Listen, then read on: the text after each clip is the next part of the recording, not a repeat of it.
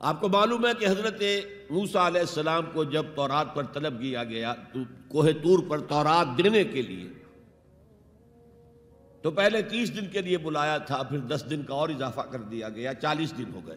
فَتَمَّتْ مِیقَاتُ رَبِّکَ 40 لیلہ۔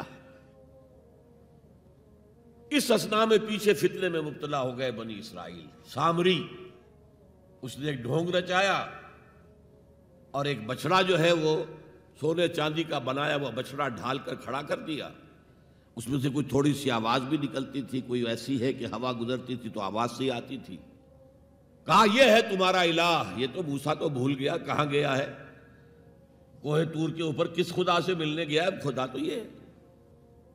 اور بنی اسرائیل کے بہت سے لوگ اس فریب میں آ گئے اور بچڑے کی پوجا کرنے لگے۔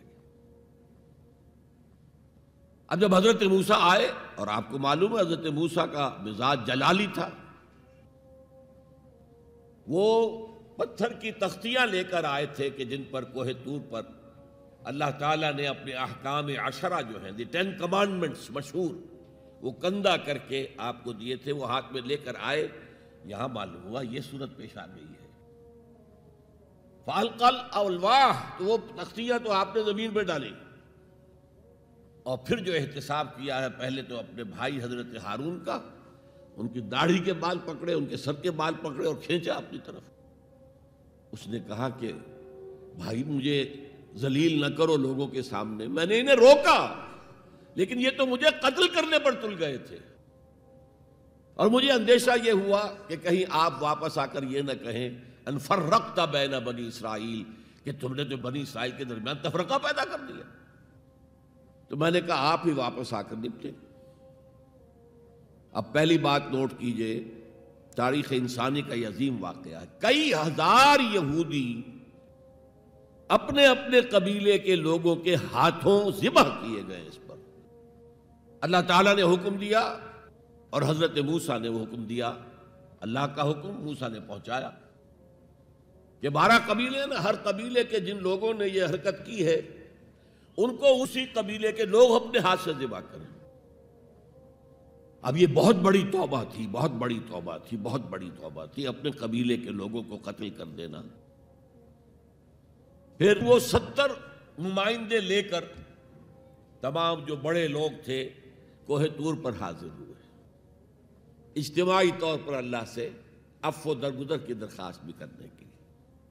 وہاں اللہ نے زبردست زلزلہ بھیج دیا، محسوس ہوا اب سب ہلاک ہو جائیں گے۔ حضرت موسیٰ نے کہا پروردگار تو چاہتا تو مجھے اور اس قوم کو پہلے ہی ہلاک کر دیتا، تو ہمیں نکال کر لایا ہے آل فرعون کے پنجوں سے، تو نے ہمیں نجات دی ہے، تو پروردگار ہمارے لیے اپنی رحمت طے کر دے، لکھ دے، فاکتب لنا، ہمارے لیے طے کر دے، لکھ دے اپنی رحمت۔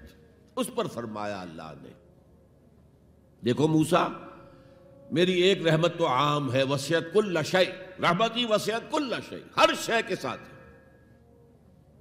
اور ایک میری خاص رحمت ہے، وہ میں لکھ دوں گا، طے کر کے رکھ دوں گا، للذین یتبعون الرسول النبی الامی، ان لوگوں کے لیے جو میرے رسول نبی امی پر ایمان لائیں گے اور ان کا اتباع کریں گے۔ یہاں بھی لفظ اتباع آیا، اور اس میں پھر حضور صلی اللہ علیہ وسلم کی کچھ شان بیان ہوئی ہے، بات لمبی ہو جائے گی۔ اور پھر فرمایا یہ گویا کہ اتباع کی تفسیر آ رہی ہے۔ اتباع کا مطلب کیا ہے؟